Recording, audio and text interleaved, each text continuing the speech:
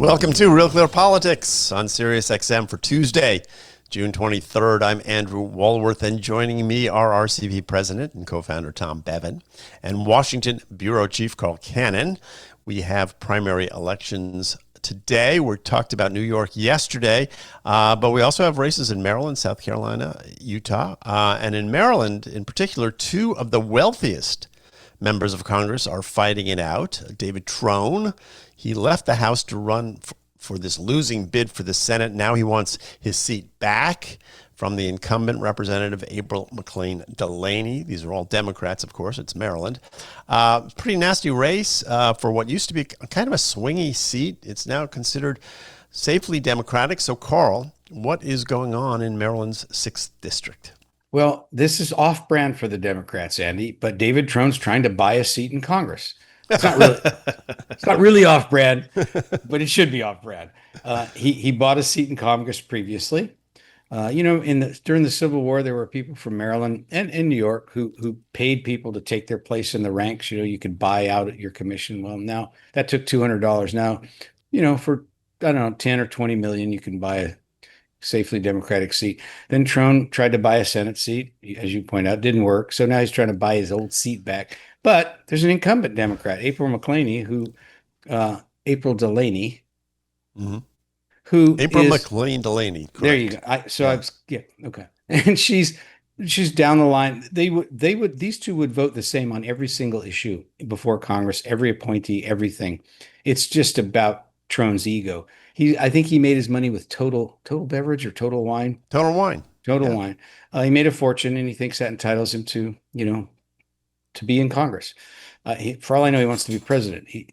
We haven't had a Democrat yet buy the presidency, but Tom Steyer tried. It's harder than a congressional seat. But they're running he's run these nasty ads against her, which is also a little cognitive dissonance if you live in this area. You and I do, Andy. We see these ads because he was a big fan of hers before. There's a great picture the Washington Post had this morning of him hugging her and praising her. Now he's trashing her because he wants the seat. She's been forced to respond, so she's run some negative ads, but I guess you have to say he started it.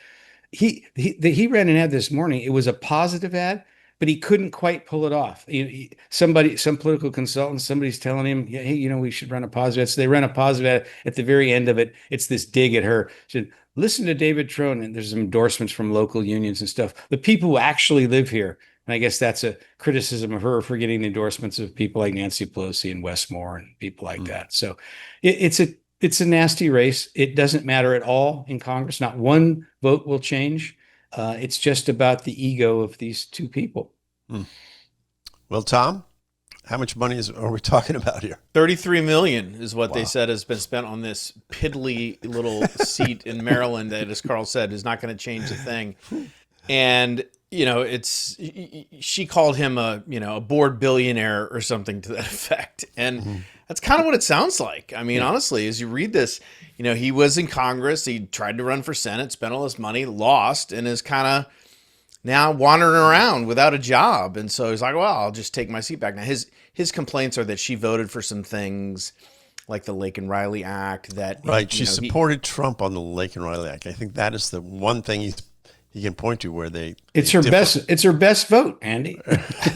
Yeah. So that's what he's trying to use against her. But it's an interesting. I mean, you see these stories in politics.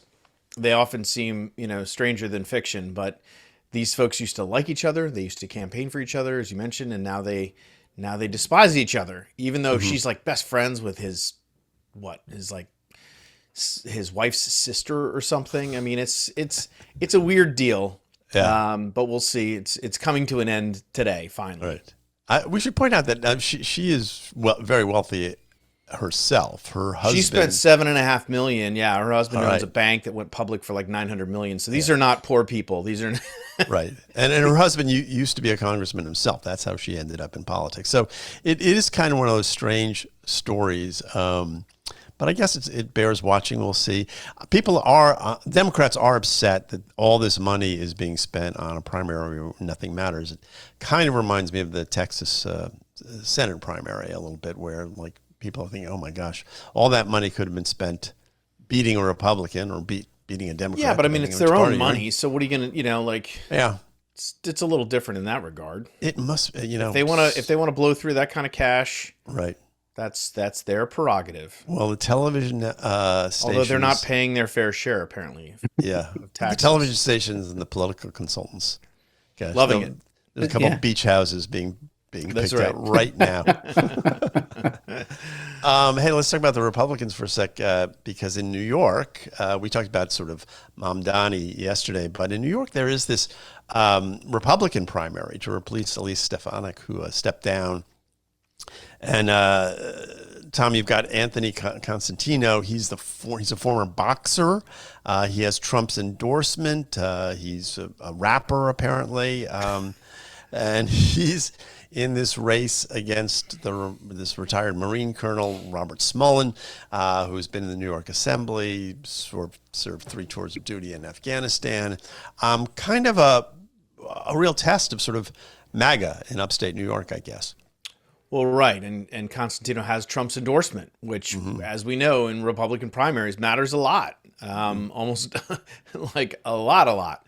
So if he were to lose, I think that would be, that would probably be a little bit shocking. Stefanik was in House leadership. She was a rising star. She decided she was going to run for governor and then decided not to for some reason. And so and left this vacant seat. So we'll see. But yeah, this is another one where it's been kind of nasty, and a lot of effort and money has been spent here as well to win this nomination, and we'll see whether Trump's endorsement wins the day again or not. Yeah, it's a lot of machismo up there, I guess. Carl, with this former boxer and a Marine, and a Marine, a U.S. Marine. Yeah, which one of them challenged the other to a fight? I think it was the boxer. I wouldn't mind. I'm sure Trump would like to see that in the new book by Maggie Haberman, and she co-authored. There's this when Elon Musk and Scott Besson apparently got physical outside the Oval Office. Trump's first question was, "Who won?" He wasn't appalled. He was intrigued. Put that UFC ring back up on the White House lawn. Let's get to it. Exactly. The Politico had a great headline: "The totally bonkers race to replace Elise Stefanik." Made you think that she should have stayed in the House. Wasn't she appointed to something by the Trump? And then like UN ambassador. UN ambassador. Then he didn't want her to do that because he wanted her. No, he wanted her to stay in the House. Stay in the House, and now she's leaving the House. The Republicans lost one of their bright stars for two. They'll get one or two tough guys.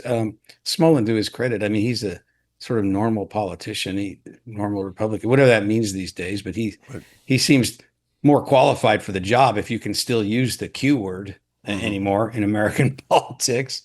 Yeah, he sort of has the backing of the sort of local Republican Party, and then you've got the Trump guy. So it's sort of a movie we've seen before, and we'll see how this one. Yeah, and I've learned not to bet again. Tom, I wouldn't let Tom make a bet with me on the air because we can't bet on the outcomes of races. But had we made a bet, I would have lost a bottle of wine to Tom. The last time I wanted to pick against a Republican that Trump wasn't endorsing. So, yeah, I'll sit this one out, Tom. I don't know why we can't bet on political races. Yeah, we can't. Yeah, I'll write a memo on it. Huh? You're going to write me a memo on it? Yeah. It's not like Pete Rose. We're not in the game. Yeah, it's the same. It's the same theory. Yeah. A bottle of wine between two people. You can't do it. I'm old school. Thousands of dollars down on Polymarket or Tom, something. Again, come on. I don't want to steal Andy's thunder as a moderator, so I'm only about. But I mentioned the World Cup. I'm old school on this, and you'll see just how old school I am when we talk about the World Cup. Well, let's talk about Iran. There is some movement. World Cup team? Yeah. These guys, I got to say, these guys want to talk the World Cup. That's all they want to talk about. We're obsessed.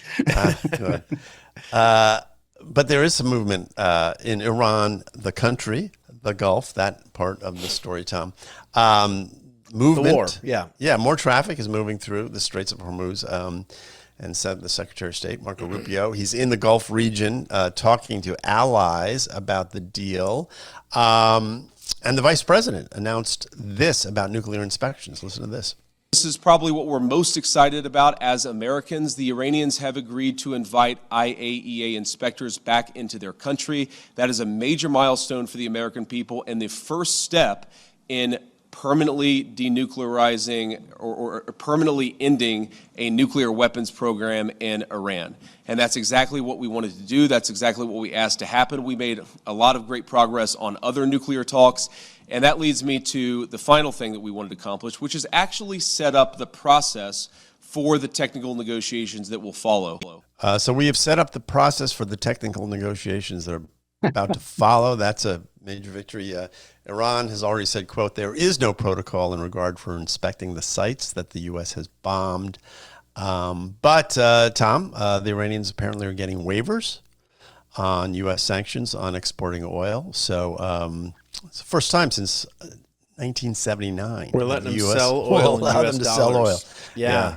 On the open market, U.S. Something like dollars. $3 billion they're going to make on this sale. I mean, God bless JD Vance. I mean, he's over there slogging it out with the Iranians, and he comes out, and I mean, this is lipstick on a pig for sure. I mean, so we're letting them sell oil, $3 billion.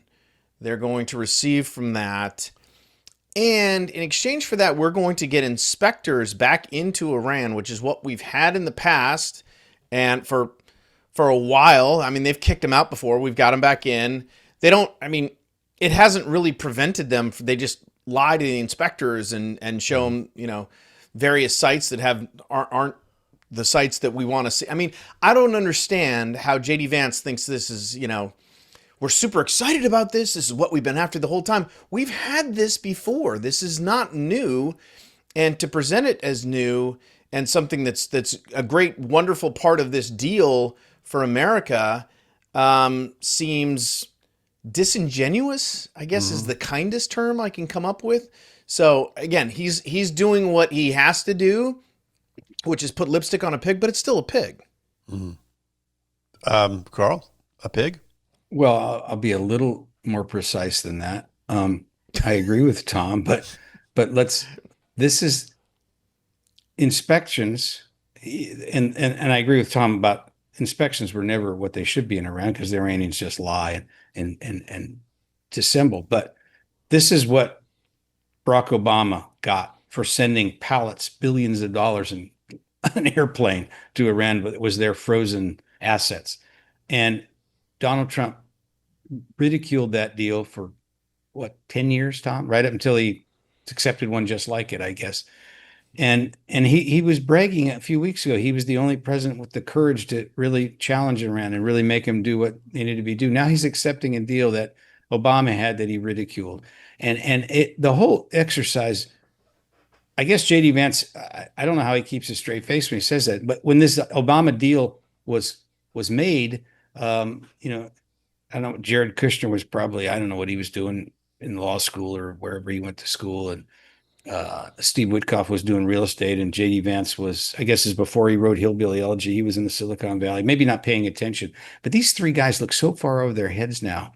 And it's no disgrace to be outmaneuvered by the Iranians because they don't play by the rules. But to pretend that you have a deal that's a victory when you've simply, the American people are going to see through this. You've just got tired of the war. You were afraid of the midterms. You didn't like high gasoline prices.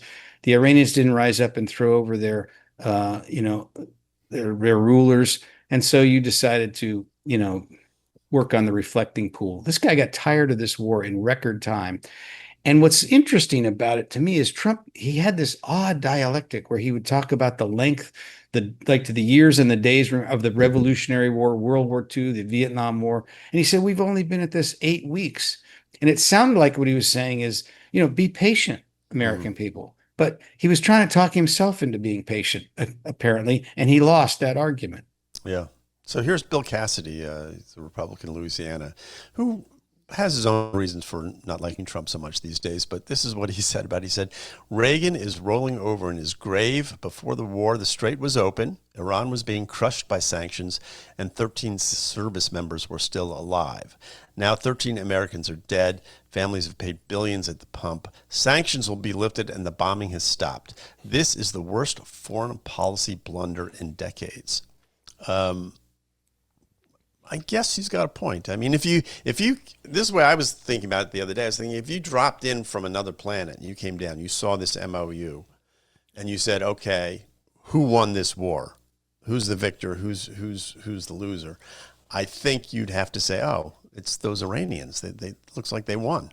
Well, Andy, to use your metaphor, let's say you were like Rip Van Winkle and you woke up, right? And you saw this thing. You'd think the Iranians had built their atom bomb and had hidden it in Lafayette Square Park, and we couldn't find it. And that's why we signed this. Yeah. Well, is there any hope that this turns around, Tom? Well, I don't know. I mean, it's not looking good. I mean, as JD Vance said, that they're trying to set up the technical framework to negotiate out all the other all of the other points and of agreement or what the actual deal is going to look like. But this is not a good start. I mean, there's no question that this seems to be like we are sort of letting the Iranians off the hook here, and it's hard not to see. I mean, Bill Cassidy. I mean, that's definitely what the Democrats are saying. This is the worst foreign policy blunder. But even some Republicans are saying it now. And even Trump supporters, I think, and we should have Richard Porter on to try and, because he's been arguing that this MOU is a good deal. I mean, I would like to hear him defend this now. We love Richard. Let's not make him do that. No. Richard's a smart guy, and he's very politically savvy, and he's very articulate. He's a lawyer. He can argue as well as anybody I know, and so I'd like to see him. And JD Vance is the same way. I mean, he's a smart guy. He knows, I think, but even he is struggling to present this as some sort of great victory for America. So, I think it's the short-term consequences, but now I talk about the medium and long-term consequences. They're looking even more and more. I don't want to say dire, but less good for the United States. I mean, we're sort of back to square one after all of this bombing that took place and all of the sort of shocks to the economy and the like. And I don't know that we've actually achieved much of anything. Well, Tom, think also of the ramifications beyond Iran. So what's the message this sends to China? We ran out of missiles in 8 weeks. What's the message it sends to other countries who are thinking that they should have an atom bomb? What's the message it sends to North Korea? By God, they'll never give up their nukes because that gives you, even talking about one gives you this kind of leverage. And also, Trump had made all these threats to Iran and he didn't back them up. What is that? What does that say about projecting American power in the world? Andy, this is a topic you know about. What do you Well, no, I think that's a problem. I've said from the beginning of this thing that the real lesson here is hold on to your nukes or get one as soon as you can if you're a third world tin pot dictator. I mean, it's the get out of jail free card. And, nuclear deterrence has always worked at the superpower level, and why wouldn't it work at the regional level as well? So, I think that if I were the Iranians, I'd be working pretty hard on that nuclear bomb. But it's still, when you step back and look at in the region. It is astonishing that Trump, of all people, was the one who thought that he could, for whatever reason, he thought he was different and he'd be able to, get this done. And it did not happen. No. And so, he's ending up like, again, it's not like we've invaded the country and lost thousands and thousands of lives, but at the same time, he made a decision to get into this thing and then has been trying to work himself out of it ever since. It didn't go exactly as they thought it would, and it hasn't been easy, and they're still not even there yet. Yeah. I mean, I guess on balance, you have to say they have been militarily diminished. There's truth to that. Yep. And a bunch of them died. That would be a sobering event if you were in leadership in Iran. At the same time, on the plus side, if they can sell oil on the open market and sort of get, it's worth a lot of money because it means that they can sell their oil for more money. They've been selling oil anyway. People should know that. On the black market. On the black market, and they sell it to China, but they got to sell it at a discount. Now they're going to be able to sell it for real money. And they have this sort of Damocles hanging over the Straits of Hormuz, which I guess in some sense they always had, but now, now that Now it's official. now it's official. Let me leave you guys with one other depressing thought. Okay. That we, without a declaration of war or any warning, the United States killed the head of a state, of a country. Dropped bombs on him, killed him, targeted him, killed him, like we did, Admiral Yamamoto during World War II. Well, we were at war with that country and they'd attacked us, and he was the admiral who led the attack. But that's what we did. We sought out a person and assassinated him and killed a lot of his family, decapitated the leadership of this country. What's the lesson going forward that the rest of the world is supposed to take from that? Trump isn't even talking about it. No, I'm sure most Iranians were probably happy to be rid of this tyrant who was a savage, horrible leader. But the government that he led is still in power. But this idea that you can kill a head of state because you have the missiles, they have the technical capability to do so. What's the precedent that this is set? I'm worried about that. Yeah. Well, you're worried about that, Carl? I am. Yeah.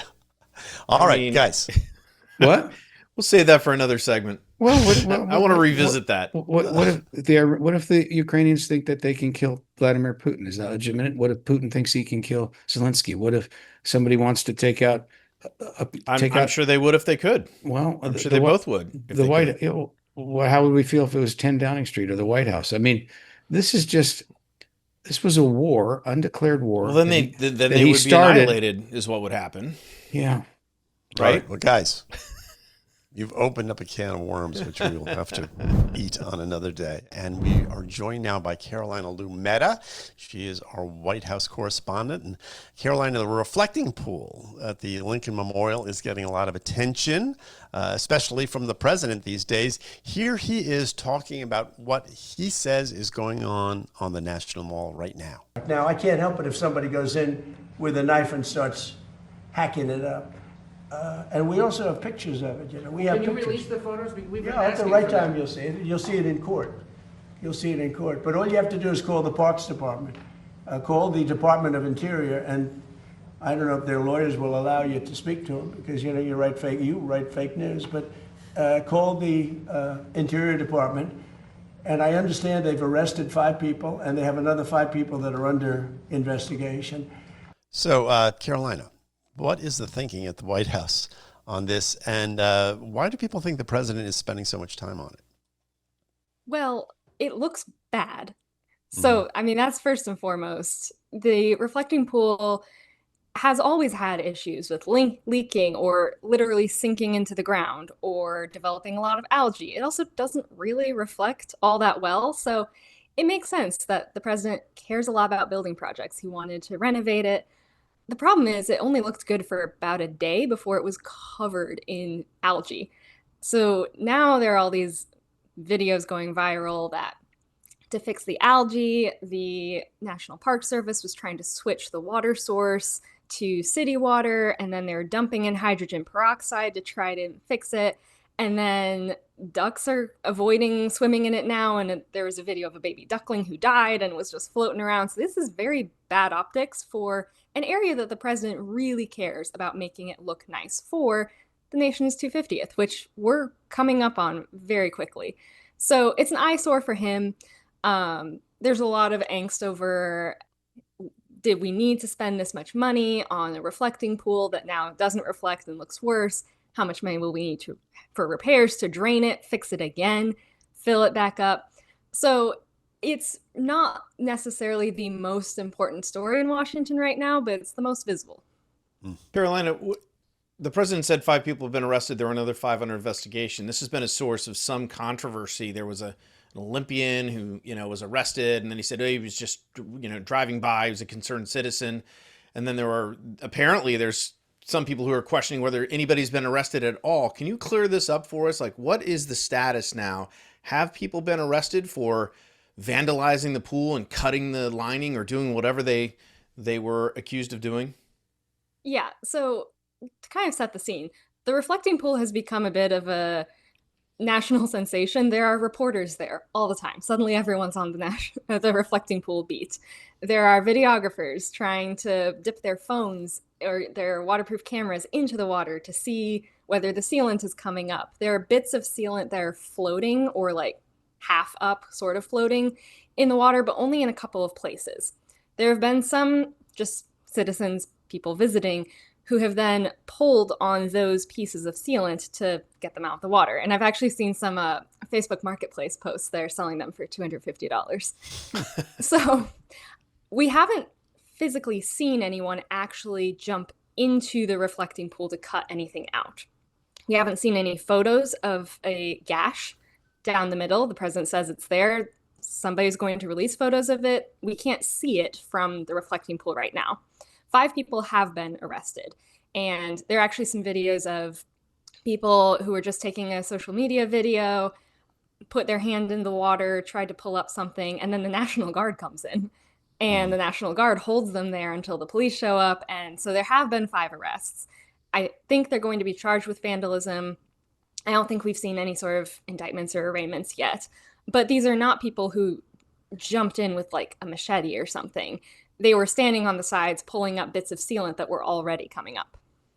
The one of them was a canoeist, Olympian who in canoeing, Tom, and he's a bicyclist. He rides like 50 miles a day or something. And he, at the end of his ride, he pulled up there and he reached in, as Carolina said, and pulled out, and they arrested him. He was astonished. They kept him in custody for several hours and he was released. He was charged with destroying government property. It's not really sure that it's not. There's some ambiguity whether the reflecting pool is government property, or at least the water there. And what Donald Trump has done, the president's done, is try to deflect blame for this, because what the reflecting pool since the time, well, since before Abraham Lincoln. I mean, it's the water there. It was a swamp. It may have been responsible for the death of Lincoln's son. The water. It was the drinking water for the White House. It's been a source of consternation since the Capitol was built in early 1804, those years when they were draining the swamp and for the White House. And so the reflecting pool, which is this, some days especially in fall, a crisp day, it can be so beautiful. You see, those pictures of Hollywood, Forrest Gump. It's a very iconic place, but Trump wanted to reflect better. And so he took this on. Nobody asked him to do it. It seemed to be a hobby horse of his alone. And the contract let out in record time, Park Service. But it seemed that Trump was directing it himself. He was playing general contractor, which is what he likes to do. And we've heard a lot of rumors that the media's reported things. It's unclear whether everything has been reported as true. Let me just put it that way. But that Trump wanted it painted a color that was blue, that would reflect, that would help it reflect better. Well, it turns out the one theory is that traps the heat there. And that's why the algae, which is always a problem there, it was in the pipes, but it blossomed with these still hot days because of what the color he picked out made it worse. And then it turns out that the paint wasn't the proper paint for what they were using, so that to kill the algae, they put in hydrogen peroxide, and that actually eroded the paint. So this has been a sort of comedy of errors. But I mean, all of them traced to the president and the people. Right. Tom, you don't think it's a great, important story when the country's at war, and I get that, but it's the perfect metaphor for the Trump administration to many Americans. He took a problem, something that was a problem, made it worse, spent money without going through proper channels, and then blamed his adversaries for when things went wrong. Well, here's the thing. I own a pool, full admission, and you have to stay on top of the algae. Everyone who owns a pool knows that. But I'm stunned by this. The thing about this story, which I can't get, how hard is this really? When you come down to, we are America. It is the 21st century. We put men, on the moon. We did all these things. We cannot have a pool that doesn't have algae in it. I mean, it's stunning to me, Carolina, that this is even an issue. I mean, it's crazy. This is not a hard engineering feat. And people talk about, the water comes from the swamp. Well, use different water. I mean, it is not a difficult engineering feat. I think it's 4 a big people pool. from Andy, MIT could fix this tomorrow. It's a lot bigger than your pool, Andy. I mean, it's not that big. I'm just going to say, not that big. Come on. In defense of not only this administration, but every administration for longer than I've been alive, like Obama struggled with this pool. The Bushes Right. struggled with this pool. I- It was sinking. It was breaking. They tried to switch the system to use city water instead of like treated water, and that sort of helped, but sort of didn't. I don't know who thought it was a great idea to put a massive pool in a swampland. It maybe would have been impossible to actually maintain to begin with. You people do not have enough faith in America. That's your problem. You think that this is acceptable. Andy, it not wasn't acceptable. Andy, it wasn't easy putting men on the moon. We lost several astronauts. I mean, we've lost some ducks too. Well, Andy, I can imagine that in private, Donald Trump is saying what you're saying, only with like 45 times the number of curse words, you know, just ripping people new ones over this. Like, what the hell's going on? Get this fixed. Get it fixed now, you idiots, you know? Well, there is a big time crunch here. So tomorrow night is the Trump rally to kick off the Great American State Fair.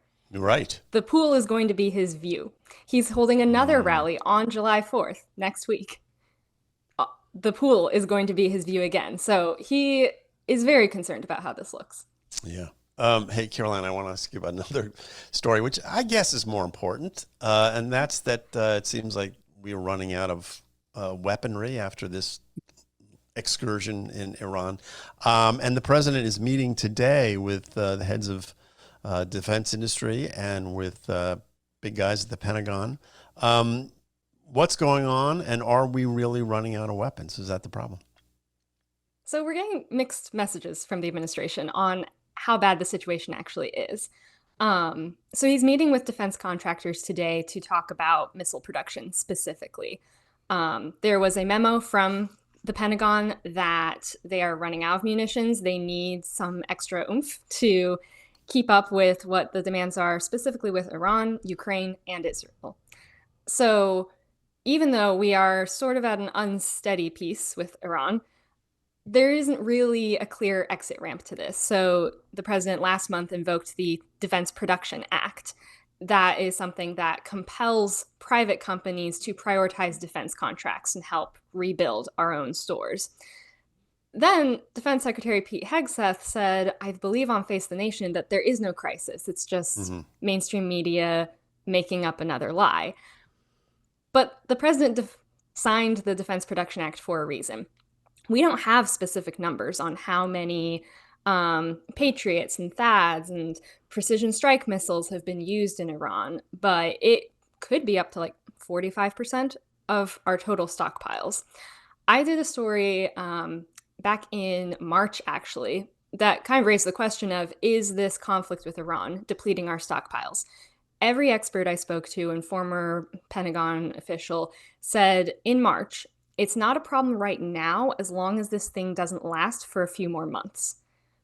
We're now almost into July, so I don't entirely know what the status of our stockpiles are, but it seems to be causing some concern. Well, go ahead, Andy. Sorry, I was going to say, and the president mentioned yesterday, Carolina, in the Oval Office, that these car companies are all, you know, he said, we're opening plants all over the country, and a lot of these car manufacturers like GM and Ford are switching over any excess capacity that they have to help produce Patriot missiles and the like. So that would imply that we do need some extra help to replenish our supply, and that there is some concern. Yeah, well, for context, the Defense Production Act has only been invoked in emergency situations. The most recent times were President Joe Biden invoked it for developing clean energy technology. I don't know that that was specifically a huge emergency situation, but the last time Trump invoked it was during COVID-19, and he used it to create a lot more ventilators and send them to hospitals. So it's kind of seen as something you only use when absolutely necessary. You know, Trump was born in 1946. That was the year after World War II ended.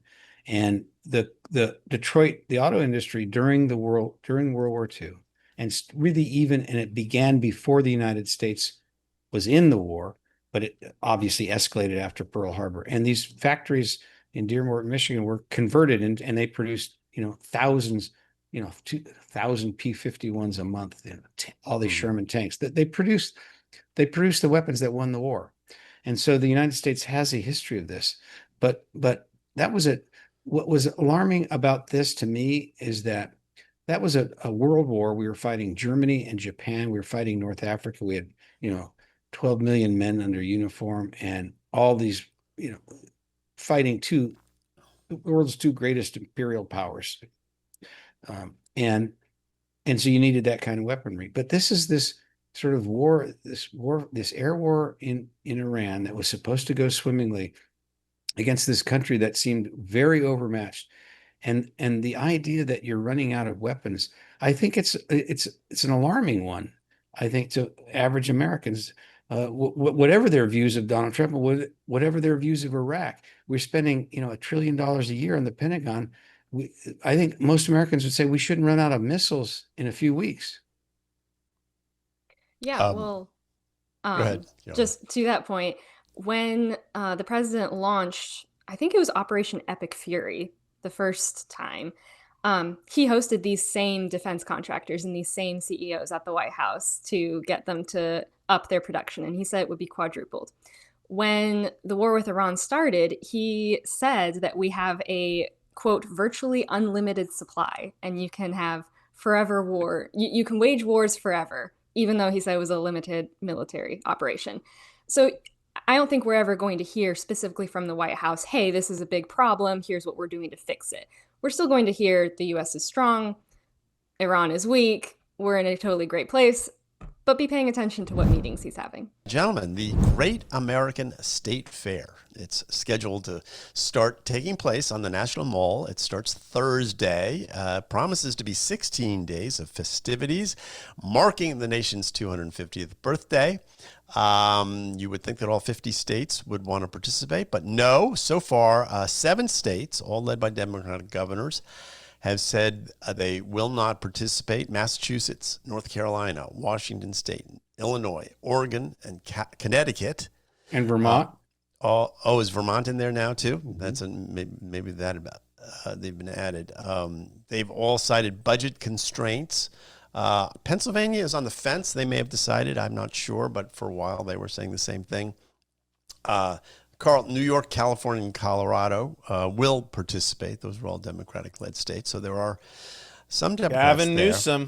Gavin Newsom is going to be there. Going to be there. Yeah, I think you left out. Yeah, I think you mentioned Rhode Island too. Nobody's going to miss Rhode Island. Rhode Island isn't coming? But no, Rhode Island's not coming. But California would be missed. The summertime in Washington on that mall, it was the Folklight Festival. Then there's a book fair. There's always been something celebrating America. So and this is the 250th anniversary.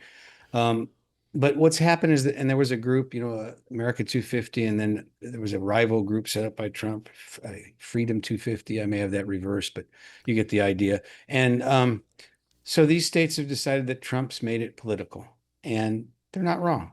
He's done that. And he's going to be front and center. He's the president of the United States. Of course, he's going to be front and center.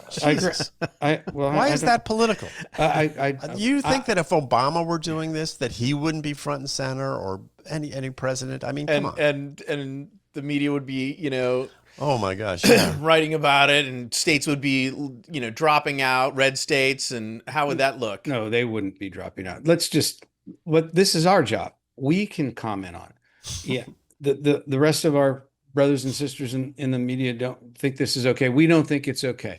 We think those 7 states should be there. Is that what I'm hearing? Because that's my view. I think it's a pathetic travesty that they're not. Exactly. Tom, so it's unanimous. Yes. In our group. All right. That said, in the musical acts of decline, was it Martina McBride? Who was it? The country singer? She dropped out. I was told this was not going to be political. If you ask the Democrats, they think it's a petite tragedy that Donald Trump is the president while we're celebrating this. I get that point because he makes everything partisan. He makes everything about him. I went back. I've been reading the speeches of Gerald Ford when in the 200th anniversary. Okay. They were wonderful speeches. I was wondering why you were going back. I love your you are the ultimate wonk, but it was the bicentennial. This is now I had get something like this. I thought you were just like perusing Gerald Ford's greatest speeches. Ford used it. Ford used it as a unifying time. Remember, we'd come out of Watergate, we'd come out of Vietnam. He was wanting to be this unifying president, and it wasn't partisan. And he gave these speeches, and he was sort of the un-Donald Trump. He was very modest. At one speech, Bob Hope was supposed to be the headliner, and Hope found out that Ford was going to be there, and Ford let him speak. And it was a time when America came together. And I think these Democrats think that could have happened under Obama or Kamala Harris, maybe Mike Pence. It can't happen under Donald Trump. And I'm with you guys, though. I think this is somewhat of a self-fulfilling prophecy. They're worried that Trump's making it partisan. They're making that problem worse by these things that they're doing. So I think they should be there. Well, not only that, they're being dishonest about it. Oh, it's budget concerns. Really? That's the reason? Yes. Oh, come on, give me a break. Like, just if you're going to be part of the resistance, like, buck up and be part of the resistance, J.B. Pritzker and these other folks, these other governors. It's like, don't lie to us. Pritzker, we were talking about April Delaney and David Trone in the first segment. J.B. Pritzker has spent more money personally mucking around in Republican primaries than it would have cost to send a delegation to Illinois. He could have wrote a check himself. That Pritzker is the one that really stands out. That it's just a lie to say that it was budget. It's not budget. He's a culture warrior, and he doesn't want to do anything. He doesn't want anybody in Illinois associated with Donald Trump. And he doesn't want any flack on his left flank. So it's only Tuesday, but if this was Friday, I'd say, J.B. Pritzker, you cannot be serious. Well, the other thing is that it's a big advertisement for your state. I mean, there will be lots of people on the mall, and they'll be going from Illinois is going to be advertising negative 30-degree winters and the highest property taxes in the country. No, you could go and you know what? Great advertisement for our state. I would have gone and I would put a big thing about the Obama out-migration and come job growth. See come to see the Obama obelisk. That's what I would have said. Land of Lincoln. Anyway, hey, we got a few minutes left. I promised you guys we would talk about the World Cup. I put it off as long as possible because I am one of 60% of Americans who do not care about the World Cup. But you guys do. But you're only 1/3 of the people on this show. Carl stayed up till 2 a.m. watching some game that nobody cared about last night. So I was watching Algeria and Jordan at 1 a.m. Well, look here. So I think it's we've talked about the various aspects of the World Cup before, about how the Europeans are discovering America and how great that is and all that. It's also great that all of the stars are playing their greatest soccer. Messi's got 5 goals in 2 games, and Mbappe just scored two more yesterday for 4. Haaland, this guy from Norway, has scored. He's got 4 goals. Yeah, he scored 2 in the first game, 2 in the second game. And it's so that part of it is very exciting. It's like the race for the Golden Boot, which goes to the biggest goal scorer. Messi's never gotten it. And now he's the all-time leader. Yesterday he became the all-time leader. But Carl and I have been having this discussion offline. He keeps trying to argue with me that Lionel Messi, is not the greatest player of all time. And I keep sending him stuff. I sent him something this morning. Wayne Rooney said it yesterday. Ibrahimovic said it on TV the other day. I mean, everybody, it's like not even a debate, and Carl wants to fight me on this, and I don't understand why. Messi is the GOAT. Well, I'll make my point. I think it's a childish thing to say so-and-so is the greatest of all time. They said that about Tom Brady, and then he was retired for 1 year, and suddenly they were saying Patrick Mahomes. No, Patrick Mahomes is the greatest of all time. Nobody's saying that, Carl. And that shows you why this. It's a pointless argument because it diminishes other players. It may be pointless, but it's not childish. It diminishes other players needlessly. Messi is the most mesmerizing player. I love the guy. I love his game, and I watch him. But, it was King Pele, who really made soccer what it was, as popular. He made it the world's game, the beautiful game, he called it. He single-handedly elevated this sport, which has been popular around the world, to the stratosphere. Then comes along Johan Cruyff, who invented total football, the Dutch team, where this offensive, that all the stuff we see today is because of Cruyff. Everybody pushing forward, all these goals. Doesn't make him the best player. Just a ever. minute. So you wouldn't have, 0-0 games, or people falling asleep. This is what led to soccer hooliganism. The fans were so frustrated they would just smash things coming out of the stadium.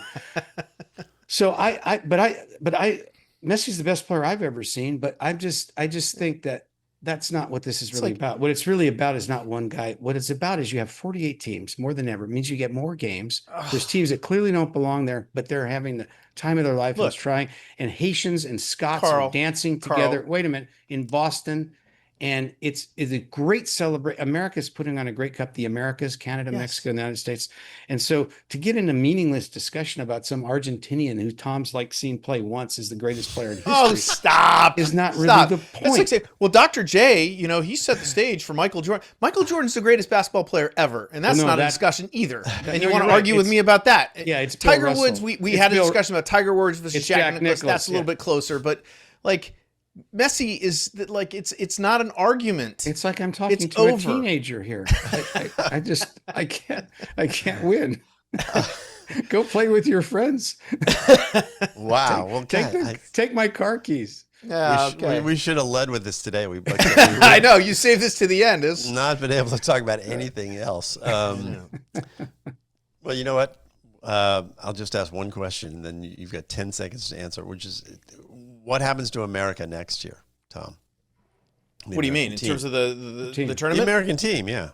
Landon Donovan was on with Tim, what's his name, the guy who played goalie in 2018, and they were basically like, listen, America's not going to win this thing. I mean, they'd have to play the greatest game they've ever played 4 times in a row and able to beat the quality of teams that they're going to come up against in the knockout round. Now, hopefully they make it like a round or 2, and if they win their group, it will be easier for that to happen. But we shouldn't have expectations too high.